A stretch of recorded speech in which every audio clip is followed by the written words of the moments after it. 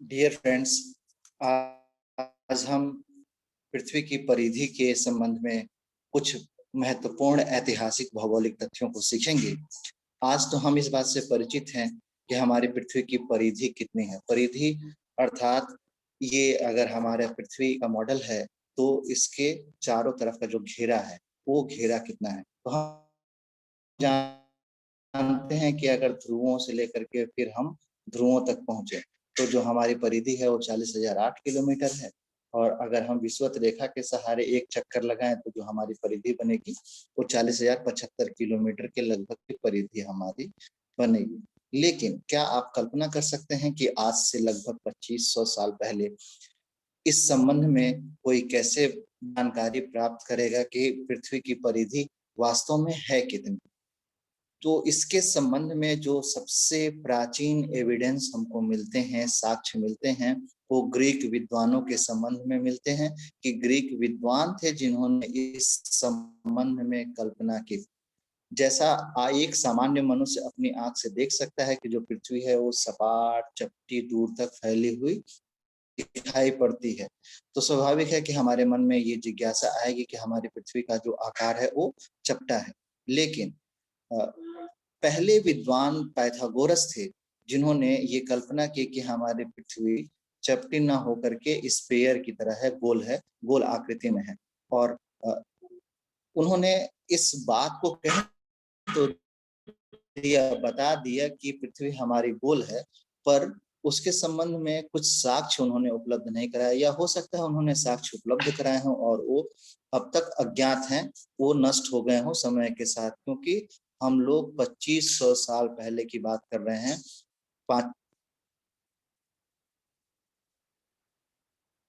जो दूसरे विद्वान अरस्तु, जिनका नाम बहुत सम्मान के साथ इस क्षेत्र में लिया जाता है, वस्तुतः उनके ग्रंथों में ये इसके साक्ष्य मिलते हैं कि पृथ्वी हमारी गोल है। तो उन्होंने गोल होने का साक्ष्य क्या बताया? तो गोल होने के जो सबसे पहला साक्ष्य उन्होंने दिया, उन्होंने ये बताया कि जब समुद्र में नावें जाती हैं तो पहले हमको जैसे जैसे दूर होती जाती हैं, पहले हमको उनके नीचे का हिस्सा दिखना बंद होता है और फिर और दूर हो जाने के बाद से उनका ऊपरी हिस्सा भी दिखना बंद हो जाता है। तो ये कब होगा? तो ये तब होगा जब ये गोल आकृति के नीचे के हिस्से में, यानी कि उसके स्फीयर में कर्व के कारण, उसके वक्र के कारण एक हिस्से से उतर करके नीचे की ओर नावें आने लगेंगी। तो पहले उनका निचला हिस्सा दिखना बंद हो जाएगा और फिर ऊपर जो सबसे मस्तूल होगा या जो झंडा लगा होगा वो दिखना बंद हो जाएगा। तो ये एक पहला एविडेंस था। जो दूसरा एविडेंस उन्होंने प्रस्तुत किया वो सबसे मजबूत एविडेंस है। उन्होंने बताया कि जब चंद्र ग्रहण लगता है तो जो चंद्र पर पृथ्वी की छाया पड़ती है, क्योंकि हम जानते हैं कि पृथ्वी की छाया के कारण ही चंद्र ग्रहण होता है, तो जो चंद्रमा पर पृथ्वी की छाया पड़ती है वो वृत्त के आकार की पड़ती है, गोल के आकार की पड़ती है। तो इसका अर्थ ये हुआ कि पृथ्वी हमारी गोल है।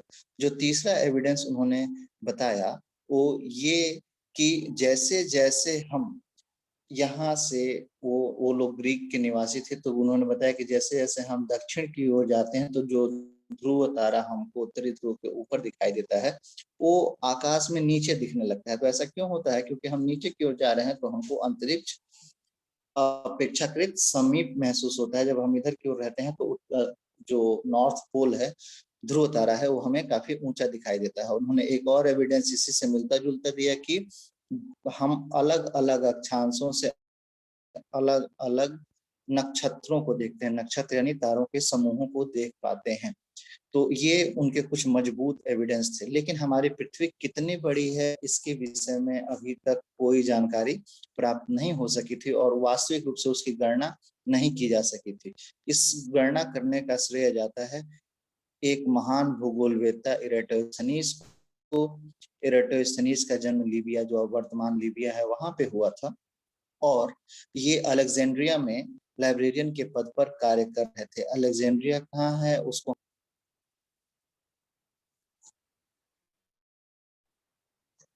इस फिगर में हम देख सकते हैं कि भूमध्य रेखा के दक्षिण का जो ये हिस्सा है, यहाँ पे अलेक्जेंड्रिया नाम का शहर आपको दिखाई पड़ रहा होगा। और यहाँ पे एक साइने नाम का शहर दिखाई पड़ रहा है। इन दो नामों की बड़ी अहमियत है। अलेक्जेंड्रिया में वो कार्यरत थे इरेटोस्थनीज महोदय।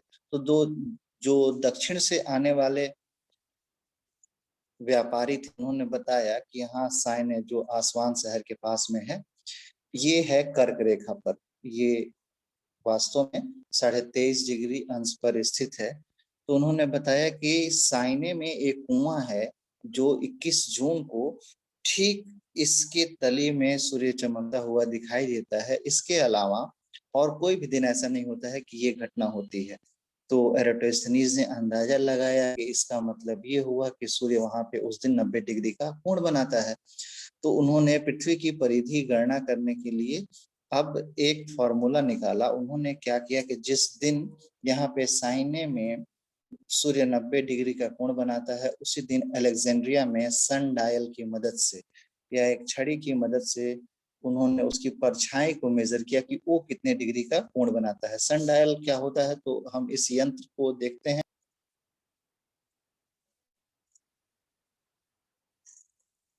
इस घड़ी के द्वारा हम ये आसानी से जान सकते हैं। इसे ही सूर्य घड़ी कहा जाता है। भारत के मंत्र इत्यादि पर भी इस आपको मिल जाएगी इसी मैकेनिज्म पे काम करती हुई घड़ियां। तो इस घड़ी में सूर्य की परछाई के आधार पर समय का निर्धारण किया जाता है। तो एराटोस्थनीज महोदय ने जिस दिन साइने पर सूर्य 90 डिग्री का कोण बनाता है, उस दिन अलेक्जेंड्रिया में इसी धूप घड़ी की सहायता से ये पता लगाया कि इसके डायल के 1/50वें हिस्से के बराबर, यानी अगर अगर हम 360 डिग्री के अंश इस डायल को मान लें, तो 7.2 डिग्री के अंश का उस दिन छाया अलेक्जेंड्रिया में सूर्य बना रहा था। तो अब इस गणना को करके एक सहज सी कैलकुलेशन की एराटोस्थनीज महोदय ने, और उसी कैलकुलेशन के आधार पे उन्होंने पृथ्वी की परिधि को गिनने का प्रयत्न किया। उन्होंने अब जैसा कि हम मैप में देख चुके हैं कि अलेक्जेंड्रिया से काफी दक्षिण में जाने पे साइने शहर है, और उसकी दूरी को नापना उस समय कठिन काम था कि एग्जैक्ट दूरी कैसे मेजर हो। तो दूरी नापने के लिए लोग अक्सर ऊंटों का या घोड़ों का प्रयोग किया करते थे कि वो कितनी देर में पहुंचते हैं। लेकिन उसके साथ समस्या थी कि जो ऊंट या घोड़े हैं, उनकी रफ्तार अलग अलग हुआ करती थी या उनके मार्ग से हट जाने का भी खतरा था। तो उन्होंने एक ट्रेंड व्यक्ति को जो इस तरह से एक समान गति से चला करते थे, उसकी सहायता ली और अलेक्जेंड्रिया से लेकर के साइने तक उसको कहा कि नाप करके बताओ। तो उसने नाप करके बताया कि अलेक्जेंड्रिया से लेकर के साइने तक की दूरी 5000 स्टेडिया है। उस समय जो दूरी नापने की इकाई ग्रीक में प्रचलित थी, वो स्टेडिया थी। एक स्टेडिया बराबर, वैसे तो इसके मेजरमेंट को लेकर के अलग अलग समय में अलग अलग कैलकुलेशंस रही हैं। 157 मीटर से लेकर के 206 मीटर के बीच में ये वेरी करता है। तो जो इराटोस्थनीज महोदय थे, उनके समय में संभवतः यह 185 मीटर की डिस्टेंस एक स्टेडिया के बराबर होती थी।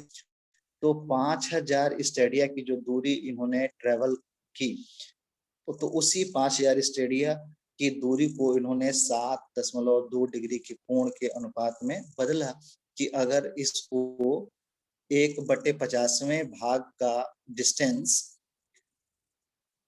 अगर 5000 स्टेडिया है, तो पूरे एक का स्ट्रेंथ या डिस्टेंस कितना होगा।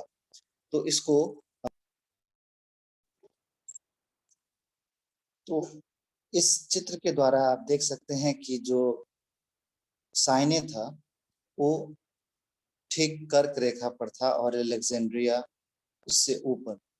तो जो कोण बना वो 7.2 डिग्री का बना। अलेक्जेंड्रिया से साइना की जो दूरी थी वो 5000 स्टेडिया की थी। तो उन्होंने, हम अगर इस 5000 स्टेडिया को आज के किलोमीटर्स के हिसाब से कन्वर्ट करें तो लगभग 800 किलोमीटर की डिस्टेंस आती है। तो उन्होंने 7.2 डिग्री को कन्वर्ट कर दिया 360 के भाग में, तो 1/50वां भाग आया, और 1/50वां भाग था 800 किलोमीटर। तो पूरा एक भाग कितना होगा, तो 800 गुणे 50 किलोमीटर, तो लगभग 40,000 किलोमीटर की दूरी हमको इससे पता लग रही है। अब ये दूरी काफी नजदीक है, वास्तविक जो हमारी दूरी है उस दूरी के काफी करीब है ये दूरी।